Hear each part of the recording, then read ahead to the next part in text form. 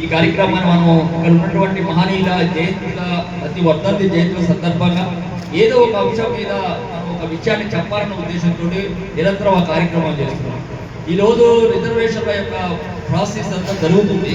అసలు రిజర్వేషన్లు అంటే ఏంటి, రిజర్వేషన్ చరిత్ర ఏంటో ఈ మహనీయుడు వర్ధంతి సందర్భంగా తెలుసుకోవాలని ఆలోచించి ఈ కార్యక్రమాన్ని రూపొందించడం జరిగింది.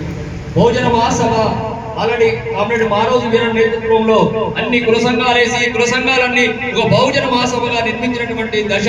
ఆ బహుజన మహాసభను ఆల్రెడీ మనం ఖమ్మం ప్రాంతంలో కమిటీ వేసుకొని దాని కన్వీనర్గా లింగకృష్ణారావు పెట్టుకోవడం జరిగింది. ఆ బహుజన మహాసభ ఆధ్వర్యంలో ఈరోజు పూలే గారి వర్ధంతి జరుగుతుంది.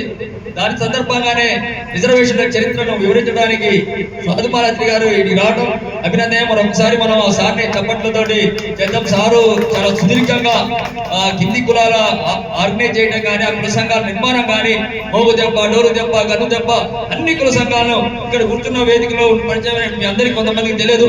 గాజు శ్రీనివాసరావు గారు, సాధు మాలత్రి గారు, పర్వతాల గారు వీళ్ళు కుల సంఘాలను నిర్మించారు.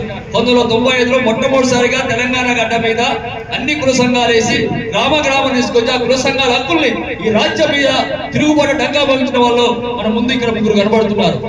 కాబట్టి వారు ఒకసారి మనం చప్పట్లు కొట్టాలి. అప్పుడు దాకా బహుజన కుల సంఘాలు నిర్మాణమే జరగలేదు. కమ్మలు, రెడ్లు, ఎలమలు పెట్టుకున్న పార్టీల కింద ఆయా యాక్షన్ కమిటీలు చేసి ఉన్నాయి తప్ప మన కులంగా ఆర్గనైజ్ చేసిన చరిత్ర లేదు. అప్పుడు వాళ్ళ సూత్రీకరణ చేశారు. ఎంత ఇబ్బంది ఉందో, ఎన్ని బాధలు ఉన్నాయో అది అర్థం చేసుకుంటే అర్థమవుతుంది. అదే సందర్భంలో ఎంఆర్పిఎస్ ఉద్యమం వచ్చింది.